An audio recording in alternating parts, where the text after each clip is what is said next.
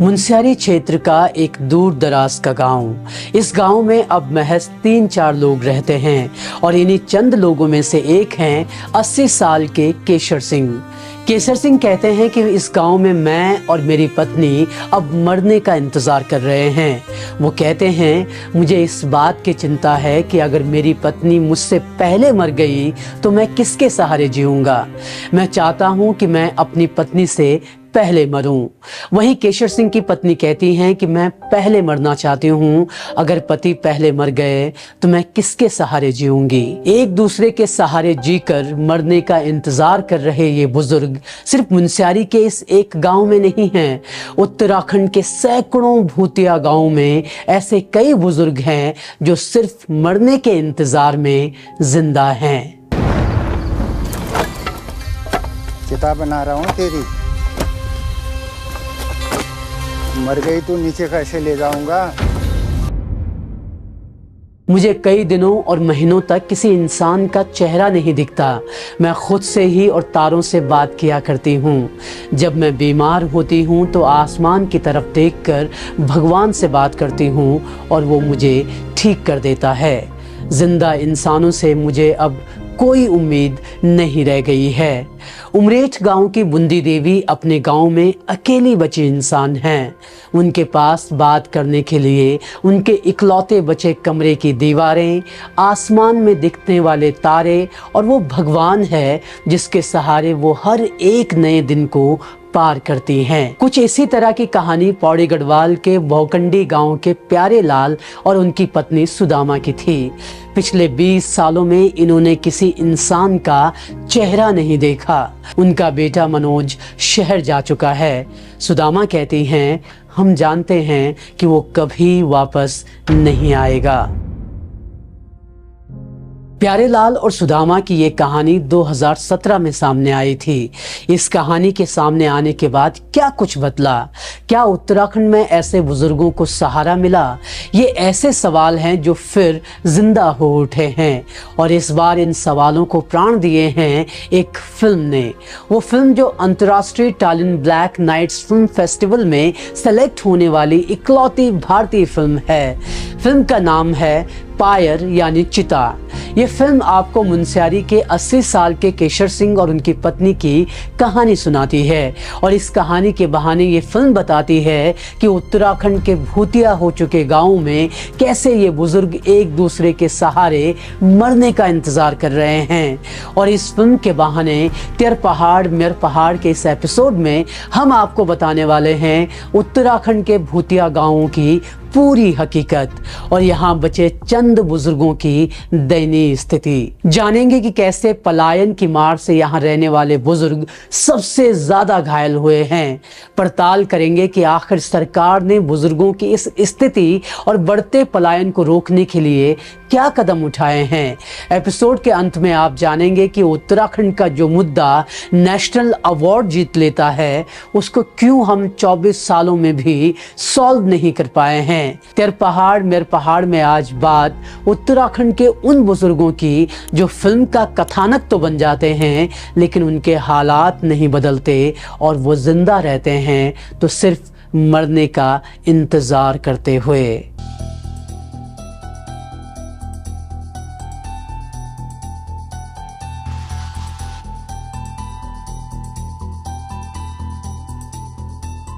Pier film को उत्तराखंड के ही national award winning director Vinod Kapri ने बनाया है। इस फिल्म की पूरी डिटेल भी लेंगे लेकिन पहले बात इस फिल्म की कहानी बने उस मुद्दे की जिससे उत्तराखंड के सैकड़ों बुजुर्ग आज भी जूझ रहे हैं। उत्तराखंड से पलायन हम में से ज्यादातर लोगों के लिए एक आम खबर सी हो गई है। मीडिया पलायन की खबरें दिखाता है, एक्टिविस्ट चिंता जताते हैं और सरकार सूरत बदलने की बात करती है, लेकिन पलायन से जूझ रहे गांव में रहना क्या होता है उसका एक उदाहरण देखिए। पिथौरागढ़ के बस्टाड़ी गांव के पुष्कर दत्त भट्ट को एक हत्या के मामले में उम्र कैद की सजा हुई थी।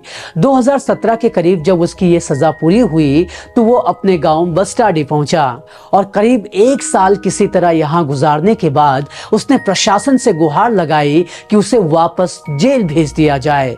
जी हाँ, 20 साल की कैद के बाद आजाद होने के बावजूद वो वापस जेल जाना चाहता था और वजह थी पलायन।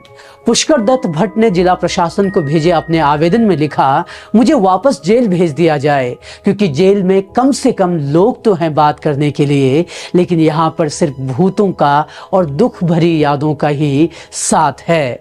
पुष्कर ने आगे लिखा कि खंडहर बन चुके गांव में जंगली जानवर खुला घूमते हैं। पिछले कुछ सालों में कोई यहाँ देखने तक नहीं आया। मैंने अकेले रहने की कोशिश की, लेकिन अब मैं इस अकेलेपन को नहीं झेल सकता और अगर सरकार गांव को लेकर कुछ नहीं कर सकती तो मैं जेल के अलावा जा भी कहां सकता हूं। पुष्कर दत्त भट्ट के पास कम से कम जेल जाने का तो विकल्प था, लेकिन उत्तराखंड के सैकड़ों बुजुर्गों के पास इन भूतिया गांवों में अकेले रहने के अलावा कोई विकल्प नहीं है।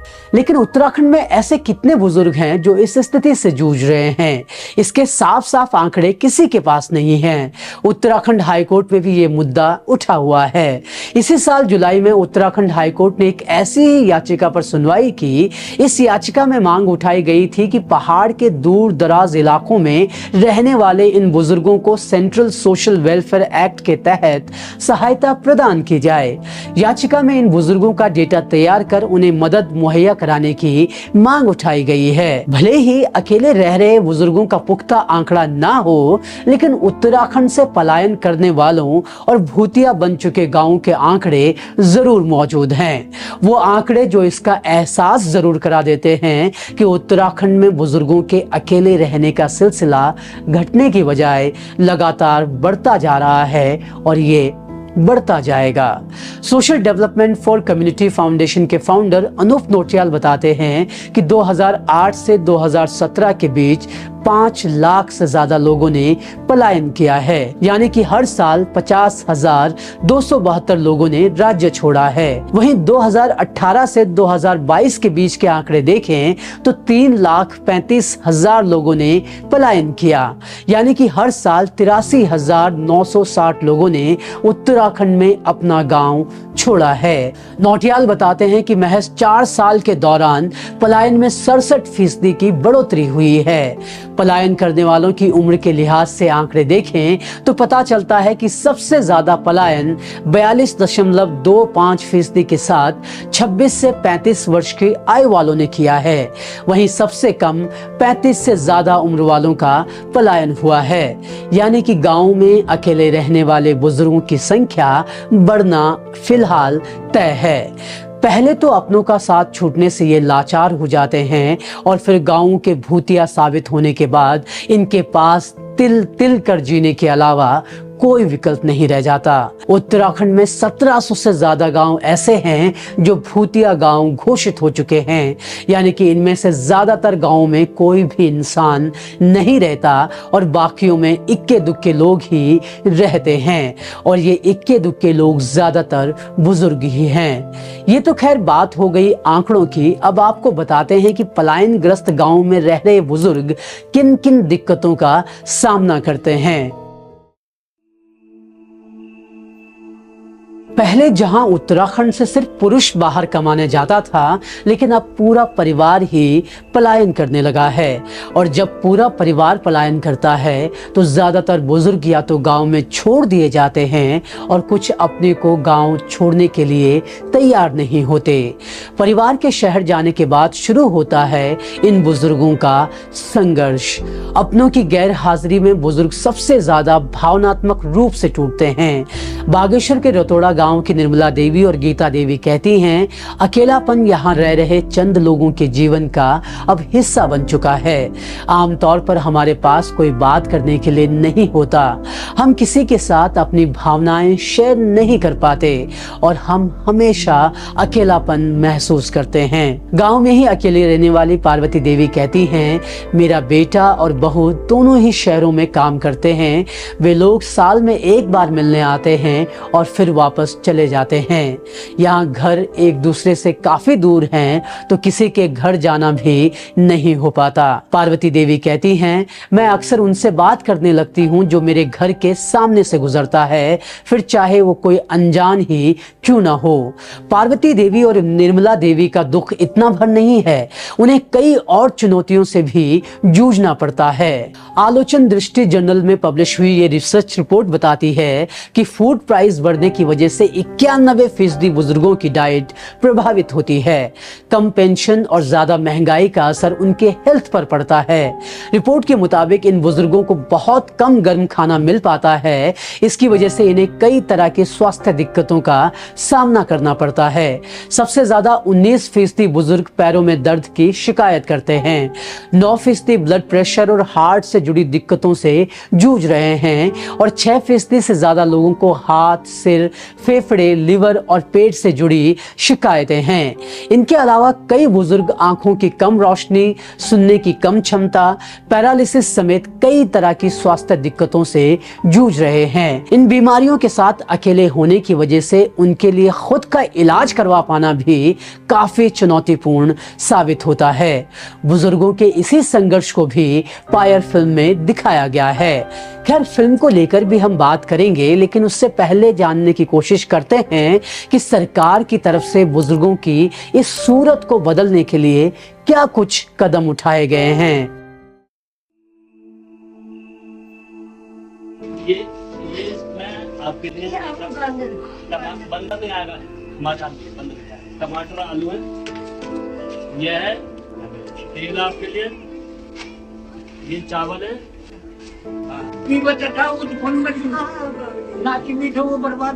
उत्तराखंड पुलिस का ये वीडियो 2018 के आसपास का है।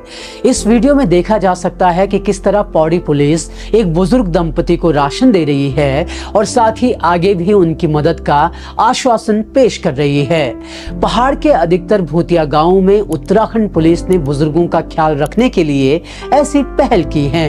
उत्तराखंड सरकार ने भी इस तरफ एक कोशिश की थी। साल 2019 में राज्य सरकार ने अकेले रह रहे बुजुर्गों को कम से कम एक वक्त का खाना मुहैया करने की पहल की थी।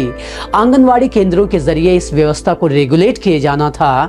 हालांकि ये स्कीम कितनी सफल हो पाई ये कहना थोड़ा मुश्किल है, क्योंकि अगर ये स्कीम सफल हो पाती तो जुलाई 2024 में उत्तराखंड हाईकोर्ट में वो याचिका नहीं डाली गई होती जिसमें इन बुजुर्गों का ख्याल रखने के लिए सरकार से सपोर्ट मांगा गया है। ऐसा नहीं है कि राज्य सरकार ने पलायन के हालात बदलने के लिए काम नहीं किया, इस दिशा में काम हुआ भी है। पिछले कुछ सालों में राज्य सरकार ने कई ऐसी स्कीम लाई हैं जिनके जरिए पहाड़ के युवाओं को स्वरोजगार शुरू करने के लिए सब्सिडी दी जा रही है, लेकिन उसके बावजूद हालात सुधर नहीं रहे। हाल ही में मुख्यमंत्री पुष्कर सिंह धामी ने कहा है कि वो उत्तराखंड के गांवों से पलायन को रोकने की तरफ काम करेंगे। हालांकि ये पहली बार नहीं है जब किसी मुख्यमंत्री ने ये बात कही हो। खैर, पलायन रोकने की बात तो की जाती है, लेकिन पलायन ग्रस्त गांवों में रह रहे बुजुर्गों के लिए कोई विशेष पॉलिसी अभी तक तैयार नहीं की गई है। पलायन से पैदा हो रहे हालातों को बदलने में रूरल टूरिज्म गेम चेंजर साबित हो सकता है। उत्तराखंड के गांवों में की गई ये स्टडी बताती है कि किस तरह रूरल टूरिज्म उत्तराखंड के हालात बदलने की ताकत रखता है। अच्छी बात यह है कि उत्तराखंड सरकार ने भी इस दिशा में काम शुरू कर दिया है। हालांकि इसे बड़े स्तर पर करने की जरूरत है और जब तक सरकार पलायन पर नियंत्रण लगाने में कामयाब होती है तब तक जरूरी है कि भूतिया हो चुके गांवों में अकेले रह रहे इन बुजुर्गों का ख्याल रखने के लिए अलग से नीति नियम बनाए जाएं। अब सरकार इस दिशा में कब काम करती है वो तो वक्त ही बताएगा, लेकिन फिलहाल बात कर लेते हैं उस फिल्म के बारे में जिससे इस पूरी चर्चा की हमने शुरुआत की। ये पहली बार नहीं है जब उत्तराखंड में पलायन के मुद्दे पर कोई फिल्म बनी हो। विनोद कापड़ी की इस फिल्म से पहले सृष्टि लखेड़ा एक था गांव बना चुकी हैं। इस डॉक्यूमेंट्री के लिए सृष्टि को नेशनल फिल्म पुरस्कार से भी नवाजा गया। एक था गांव भी कहानी है 80 साल की लीला देवी की, जो अपना गांव छोड़ना नहीं चाहती, और युवती गोलू की, जिससे इस गांव में कोई भविष्य नजर नहीं आता। इसी कहानी को विनोद कापड़ी नया आयाम देते हैं। अपनी फिल्म पायर में विनोद कापड़ी 80 साल के केशर सिंह और उनकी पत्नी की कहानी के जरिए न सिर्फ इनका प्रेम दिखाते हैं, बल्कि इन जैसे बुजुर्गों को अकेले रहकर जो परेशानियां झेलनी पड़ती हैं, उनको भी अपने लेंस के जरिए पेश करते हैं।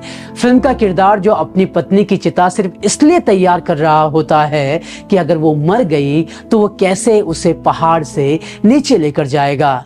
ये फिल्म पहाड़ के भूतिया गांव में अकेले रह रहे बुजुर्गों की व्यथा और कथा को पेश करती है। काश जैसे ये फिल्में इन कहानियों को कह पा रही हैं, वैसे ही सरकारें भी इन्हें देख पाती और हालातों को बदलने की ठान लेती, और फिर भले ही आज या कल में नहीं, लेकिन कुछ सालों में हालात जरूर बदलते। लेकिन जब तक सरकारें इस तरफ नहीं देखती, तब तक नरेंद्र सिंह नेगी की ये लाइनें सच साबित होती रहेंगी, जिसमें वो गाते हैं, अब यूं घरू कैननी बुडेण ती बुड्याण दगड़े लिजेल्या जख तलक वे साथू निवेल्या मोरी मोरी की मांड पेल्या।